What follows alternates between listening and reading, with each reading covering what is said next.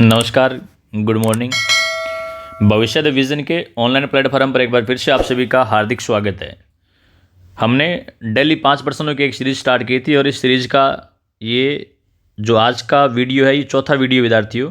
शुरू करते हैं आज का पहला प्रश्न। आज का पहला प्रश्न जो है ये व्याख्याता आयुर्वेद विभाग 2021 के अंदर पूछा गया था। प्रश्न है कालीबंगा में निम्न में से किस फसल के अवशेष मिले हैं। कालीबंगा सभ्यता जो इस कालीबंगा सभ्यता में किस फसल के अवशेष मिले हैं। ऑप्शन दिए गए हैं हमें। ऑप्शन ए जौ, option B soybean, option C ragi और ऑप्शन डी चावल। 4 ऑप्शन हमें दिए गए हैं विद्यार्थियों। इस प्रश्न का राइट आंसर जो है वो ऑप्शन ए इसका राइट आंसर है। कालीबंगा से हमें जौ के अवशेष मिले हैं, सोयाबीन, रागी और चावल के अवशेष जो है वो नहीं मिले। हमने पिछले वीडियो के अंदर डिस्कस की थी विद्यार्थियों कि विश्व में दोहरे जूते हुए खेत के प्रमाण जो है, या फिर ऐसे भी कह सकते हैं कि समकोण दिशा में जूते हुए खेत जो है वो कालीबंगा से मिले हैं। और काफ़ी बार ये प्रश्न एग्जाम में पूछा गया है कि विश्व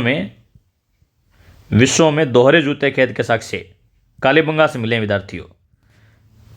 दोहरे जूते खेत के साक्ष्य जो है वो कालीबंगा से मिले हैं। और विद्यार्थियों कल हमने ये भी डिस्कस किया था कि ये जो खेत मिले हैं ये प्राक कालीबंगा बस्ती के, अच्छे से सुनना आप लोग, प्राक कालीबंगा बस्ती जो है उस प्राक कालीबंगा बस्ती के प्रकोटे के बाहर आप दिशा याद रखिए, दक्षिण पूर्व दिशा में जूते हुए मिले हैं। दक्षिण पूर्व दिशा, कई बार एग्जाम में ये दिशा भी पूछी गई एग्जाम में। अगला प्रश्न देखें हम लोग, दक्षिण पूर्व दिशा के अंदर ये जूते हुए खेत के साक्ष्य जो मिले हैं। और विद्यार्थियों बात करें हम निकटतम पाड़े की बात करें, निकटतम पाड़े की बात करें तो कल मैंने आपको बताया था निकटतम निकटतम पाड़ा जो है उसमें चना बोया जाता था और विरल पाड़ा जो है उस विरल पाड़े के अंदर विद्यार्थियों सरसों बोई जाती थी। और मैंने कल आपको ये भी बताया था विद्यार्थियों कि मिश्रित कृषि के प्रमाण जो है, मिश्रित कृषि के प्रमाण जो है ये भी कालीबंगा से मिले विद्यार्थियों। आपको मैंने ये भी बताया था कि मिश्रित कृषि के अंदर ज़्यादातर बोया जाता था विद्यार्थियों गेहूँ और जौ बोया जाता था। तो इस हिसाब से यदि हम ऑप्शन देखें तो ऑप्शन ए जो इस प्रश्न का राइट आंसर रहेगा। एक बार फिर से रिपीट कर रहा हूँ, प्रश्न है एग्जाम में काफ़ी बार पूछा गया, इंपॉर्टेंट है, अच्छे से सुनना। प्रश्न आता है विश्व में दोहरे जूते खेत के साक्ष्य कहाँ से मिले, कालीबंगा से मिले हैं।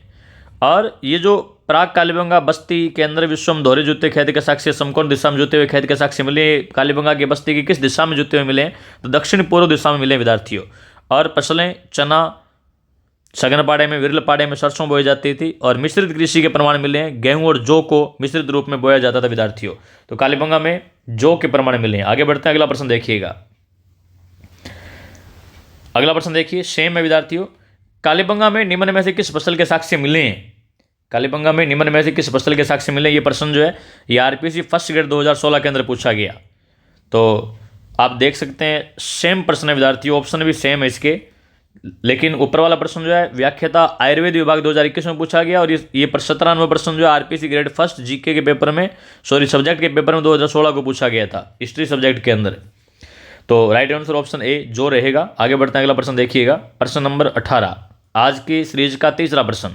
चलिए देखिएगा, कालीबंगा पूरा स्थल के किस दिशा में जूता हुआ खेत मिले। मैंने अभी आपको बताया था कि कालीबंगा पूरा स्थल से जो जूते हुए खेत के साक्ष्य मिले हैं वो दक्षिण पूर्व दिशा के अंदर मिले हैं। अभी हम डिस्कस कर रहे थे, आप देख सकते हैं कि ये जो जूता हुआ खेत का साक्ष्य मिला है विद्यार्थियों, इसकी दिशा हमने अभी देखी थी।